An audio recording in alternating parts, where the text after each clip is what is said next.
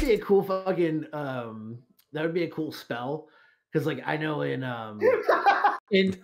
Star Wars there was this power where you could like Make somebody you shit could like themselves.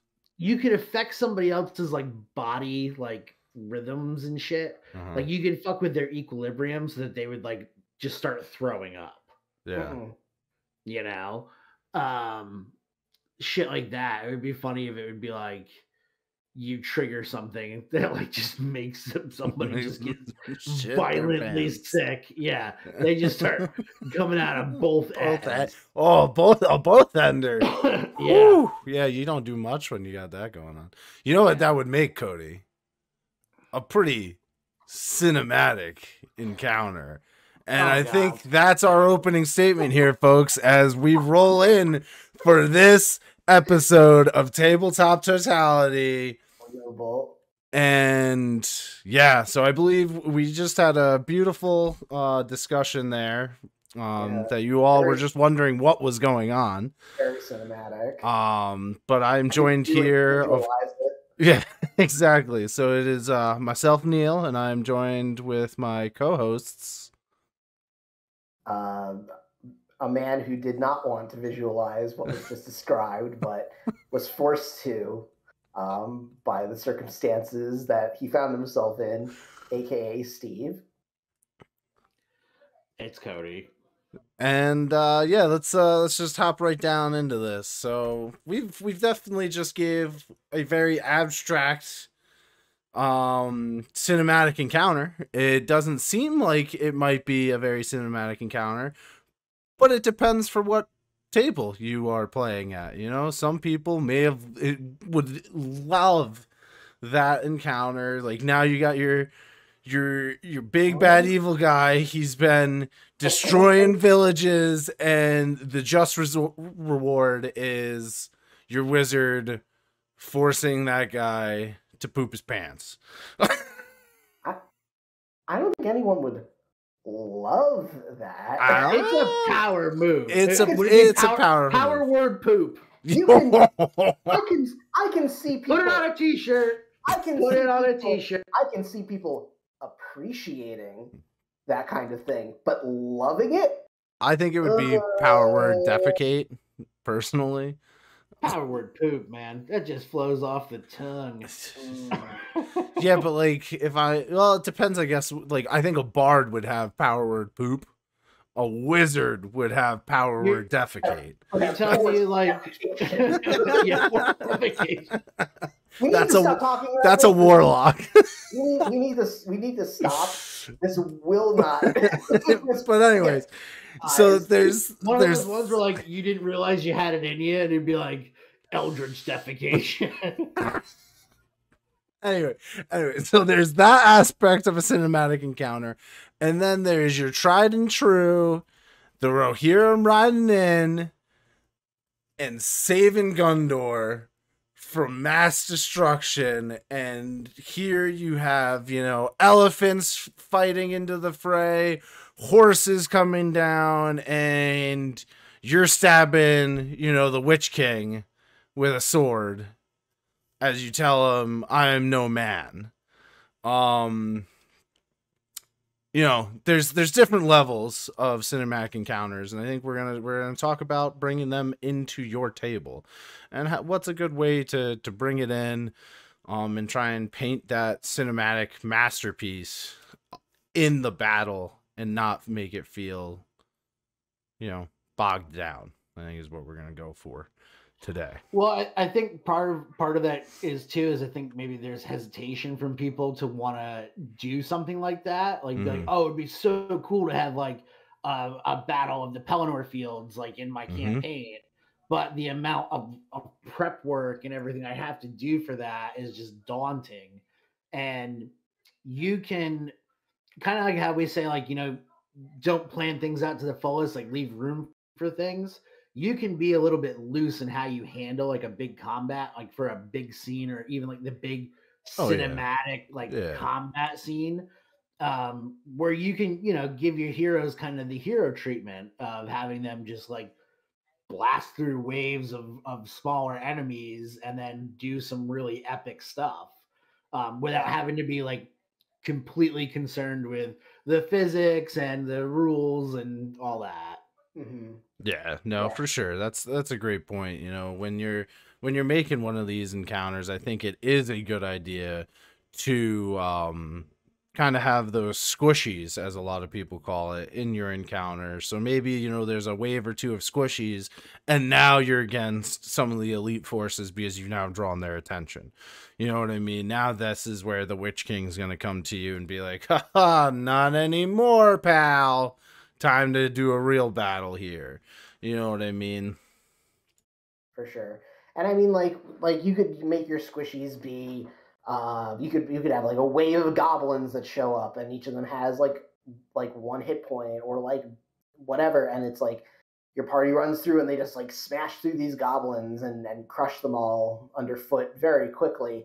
Or if you want to really make this boss kind of stand out, you could do kind of like what some video games do, where they'll have like a boss that shows up later on in the game as just a regular enemy and be like, here's this thing that you fought when you were level 5, and it was a full encounter. Like it was one of these things versus your entire party, and it just messed you all up. Now here's 3 of them in front of the big villain, but you're level 10 now, and you just run through and just crush those things all. Like each of you crushes like one of them in like 2 hits. So then it's like it shows like character growth, like, oh man, like you've really gotten way stronger. And then it also makes it be like you get to the boss, and the boss is an actual fight, similar to that fight from before where you fought one of these things and it took all of your resources and barely survived fighting it. And now you're like, this guy is that much stronger than these things that we just like took out. Like, holy shit! Like this. Yeah, this is it adds that level. You know what I mean? For sure. And it's like, and are you using the same like stats that you used for that creature when they were level 5? Of course you're not. You weakened it a ton, but it was more for like cinematic flair and to showcase these characters have gotten stronger and they've managed to improve. Unless they actually have gotten strong to the point where they could take something out like that in like 2 hits. In which case, well, even if you did it kind of like that in a situation, you know, you're doing an extreme. So this is a boss that they fought way in the beginning. Now you're in mid-level game play. They are going to be able to rip through those those monsters or creatures a lot quicker than normal. So even if you do it, you know, you want to do it closer to a 1-to-1 to compare it, you just have to make sure you're pulling your monsters from a greater stretch. You get what I'm saying? Like it can't just be, oh, this is the boss that you fought last session and now you're here. You know what I mean? It's gotta be something that's a lot further back. Well, I think you could give you can give your party that like really like the Avengers moment where like they all come together in the first Avengers movie and they're all fighting off the aliens, you know, and you just see like that big, you know, the big classic scene. Like you can give that to your party and not have to, like, you can sacrifice some mechanics to let that happen. Yeah. And you can still include like these waves of these like underlings or, you know, even monsters like you said that were once terrifying that are now easily overcome. You can still include that stuff in the encounter and not worry about it mechanically, mathematically, because you can just use it to build the scene and build the feeling and not worry about the numbers on the sheets or all that. Yeah. And I would think, so, you know, we've kind of talked about how to handle some of the combat aspects to make it better.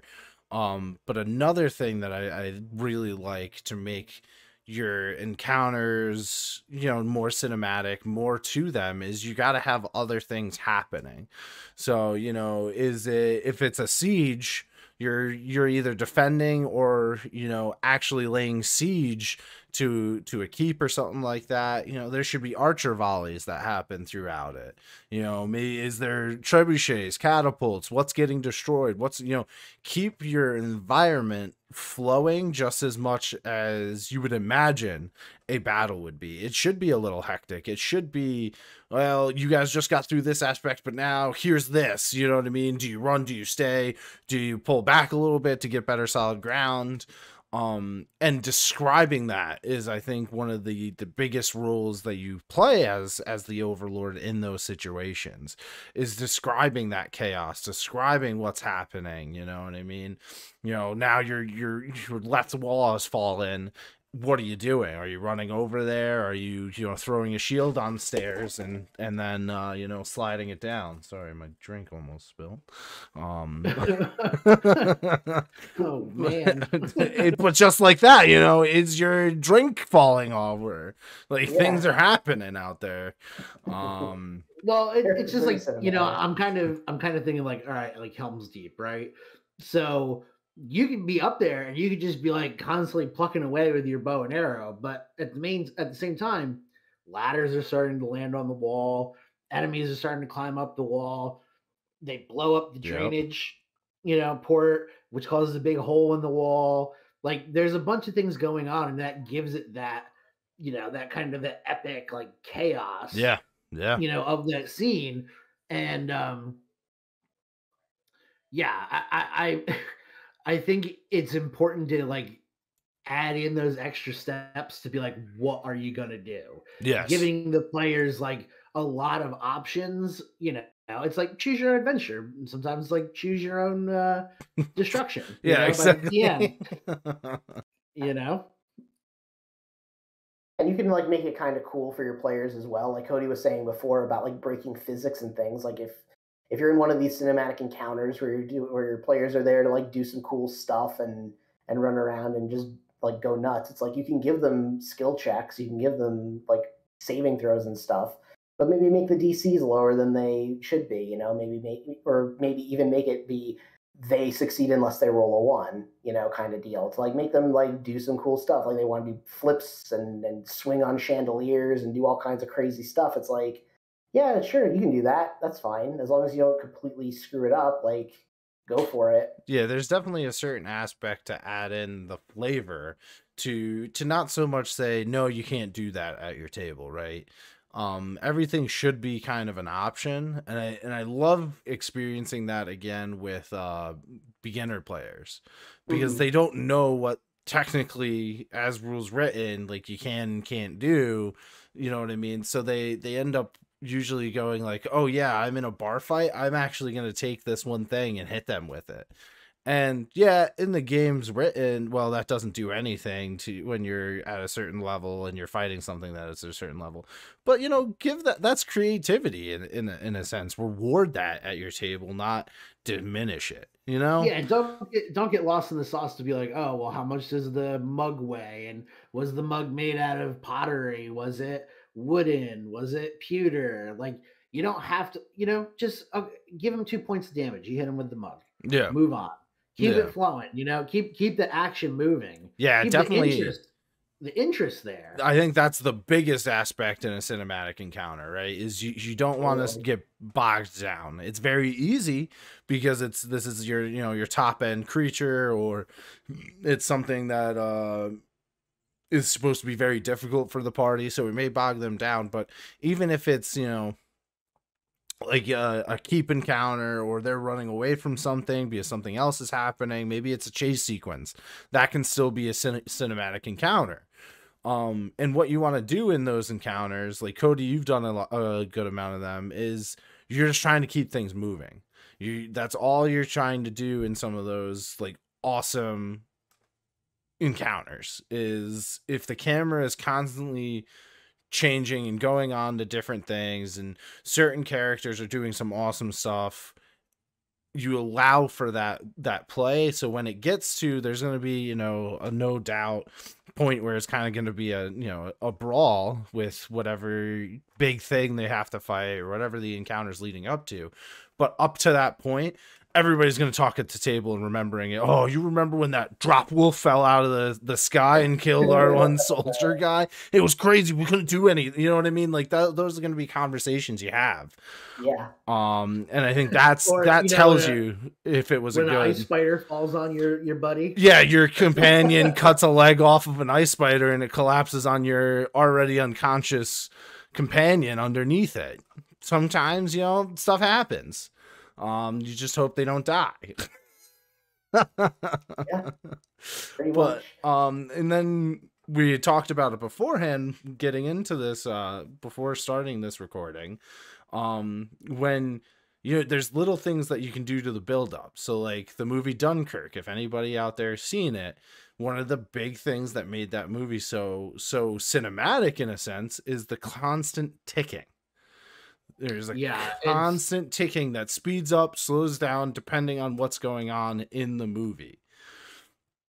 This is something that you can easily do at your table by just constantly reminding them of something that's going on. If it's a heartbeat, a giant heartbeat that they're in these caves and this heartbeat, they constantly hear it. And yeah, you know, they might go in to do something and you're not reminding them at that point, but then you go and guess what? You still hear this heartbeat, and it's either beating harder, it's beating faster, whatever it is, you know. That's just you're getting that visual, well, not so much visual, right? Because you're hearing it. You can't really see a heartbeat. Yeah, but you're creating that scene, you know. Exactly.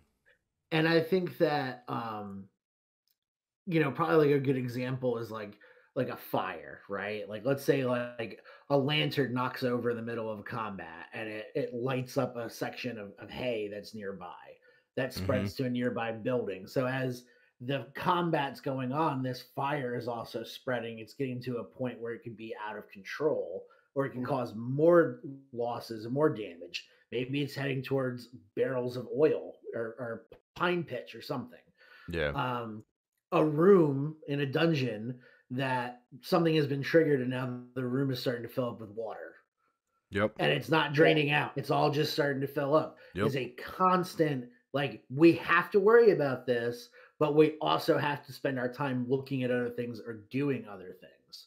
Yeah. And that's kind of like what we were talking about, like with the battle before. It's like, yeah, you could be up there, you could be an archer and you'd be picking your targets and stuff, but that doesn't mean that the enemy hasn't broken through behind you or hasn't done something underneath. Yeah. You know, had sappers blow up part of the foundation of the keep, and now they're coming in through the ground.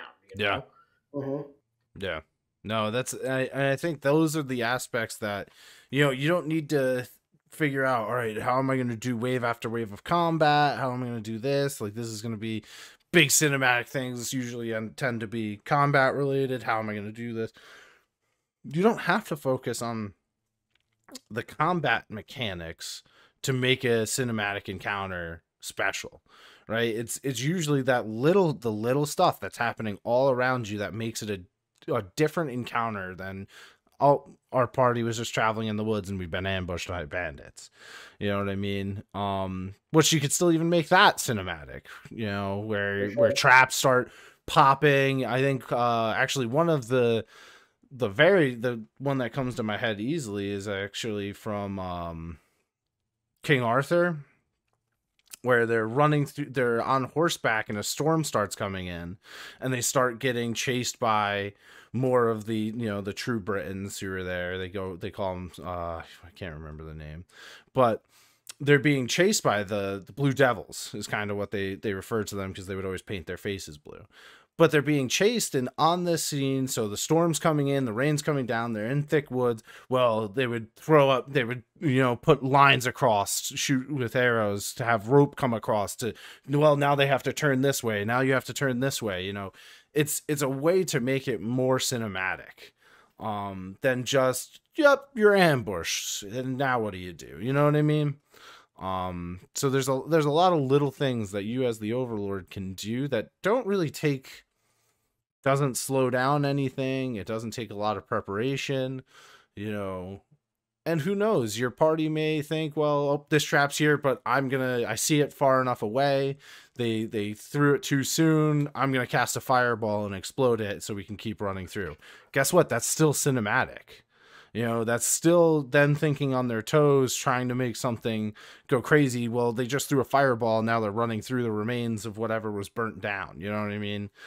Right. And you don't have to think of it only in the vein of Dungeons and Dragons. I mean, I was talking to the guys before we played, and I was saying about a Star Wars campaign that we had played where my character was a prisoner against his will on a ship, and my character broke out and was trying to like overtake the ship to get free.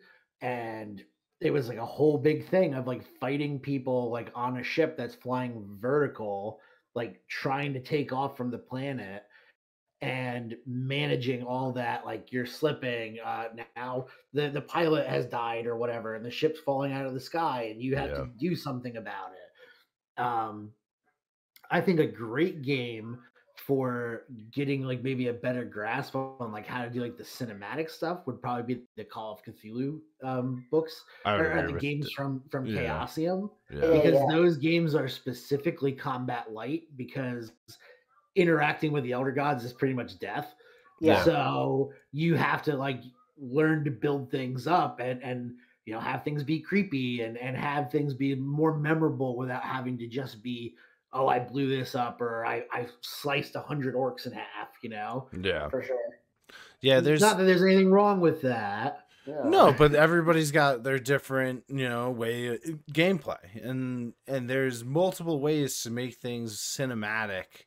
And you see it every day. It happens in your books, it happens in your video games, it happens in your movies. And just because it happens there doesn't mean you can't bring an aspect of that to your tabletop for whatever game it is. Dungeons and Dragons, The One Ring, Symbaroum, Call of Cthulhu, Star Wars. All of those things, you can use any element you've seen previously to make things more cinematic. And it definitely, it's the little things. The little things go such a long way. Either it's building up to your cinematic piece, if you have those little seeds planted, and then you get to your cinematic piece, well, now those are there, and now this is why they're a problem. Now I would like to break this down into like maybe like a different episode, because we were talking about chases, and I think we could do like a whole podcast on just chase sequences. Oh yeah, absolutely. Oh yeah, no doubt. But like we always joke about Lord of the Rings, but if you talk about the Fellowship of the Ring movie, when they finally get into the halls of Khazad-dûm, right? Mm-hmm. And they see the just like stunning like grandeur of the dwarven city in the dark. Yeah. So they're like blown away by this like big landscape in front of them. They uncover Balin's tomb. Pippin knocks the thing down into the wells. You hear the drums. You get the goblin attack. You get the troll attack. Yeah. Then the Balrog shows up. Then there's a huge chase sequence running through the collapsing bridge and jumping, being under fire from arrows. Yep. The big standoff with the big villain, losing a party member. Yep. And then still knowing we can't take a rest. We have to move. Yeah. Because by nightfall, orcs will be crawling across this mountain. That is a cinematic encounter sequence. Like, yeah. Well, absolutely. and that's like, I would almost say, it's that aspect that it's not just combat there though. They did, Legolas was shooting arrows, Aragorn, Boromir, all of them were shooting arrows. They were attacking at certain points in time.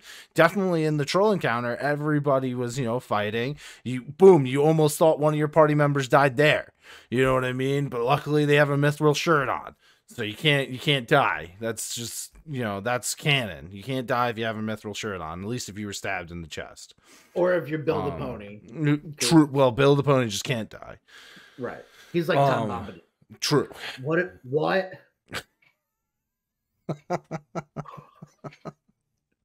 But what? You have I can't be tempted into this rabbit hole you are giving me, Cody. We can't do it. Stop. But just all of those things, it equates for something more surreal than just oh, yep, I'm fighting 5 goblins with my party. Roll my dice. No, there's, you have athletics checks in there. You have, it could be stealth in certain aspects if you wanted to take a different avenue across. There's so much to it that could also change depending on what the party wanted to do. You know what I mean? It's all in service of creating like a memorable experience for the players. Exactly. Yeah. And I mean, like, we've been talking a lot about like cinematic encounters and stuff, but that's not to say that every single encounter that you make has to be cinematic. Like if you're, I feel like especially if you're a newer dungeon or a newer overlord, like you might not be comfortable with doing, big encounters that have a lot of different moving parts and elements to them. And that's totally fine if you are one of these people that's like, you're in a room and there's 5 goblins. Well, there's a time and a place for it, right? Yeah, for sure. And it's like, that's everybody. Well, that's right. people figuring out the game and learning how it works and things like that. Like maybe that's not the best place for there to be a cinematic encounter where there's a million things going on. But then as you get more comfortable and as your players get more comfortable and realize that they can do more stuff, then that might be when you want to do your cinematic encounters. Yeah. No, it's definitely the aspect of, what is it? There's the old line of, well, if everything was good in your life, you never recognize it. You have to have the bad with the good to realize when something's good. Exactly. It's the same aspect in your play sessions. There's gonna be dull sessions. They need to be there. That's what allows you to then make these cinematic grandeur episodes of an encounter, whatever it may be, that now your party's really going to remember that, but they don't need to remember the town that they were just passing through. You know what I mean? They don't need to remember 5 miles of their travel across the plains. Maybe that wasn't meant to be something cinematic. Well, that's like, I was thinking like Bilbo when he's dealing with Smaug, yeah, give me more, right? Lord of Like the Rings. In the actual book, he goes and he has this kind of like battle of wits with the dragon, and the dragon has been the villain that's been talked about the entire book, and it builds it up to the huge, Smaug going on the loose in Lake Town, and eventually his demise. But that whole thing was like a big buildup without actually just being all about the combat of it too. Oh yeah, correct. And really, if you think about it, it was kind of like the big bad evil guy got killed off screen. Yeah. Pretty much. A little but bit. Was responsible. That whole thing was responsible because of what a player did. Correct. Yeah. And I think the whole thing, the whole thing is kind of cinematic. Oh yeah, definitely. Well, we could definitely go through this and mention different cinematic aspects, bring way more Lord of the Rings into it that we need to, and talk about poop magic for hours. We don't need to talk about poop magic. Our word poop. But this pretty much wraps up our cinematic encounters podcast. Definitely, if there's anything you liked or you want us to talk about, if you want to see how to make, escapes more interesting, to do those chase sequences, let us know.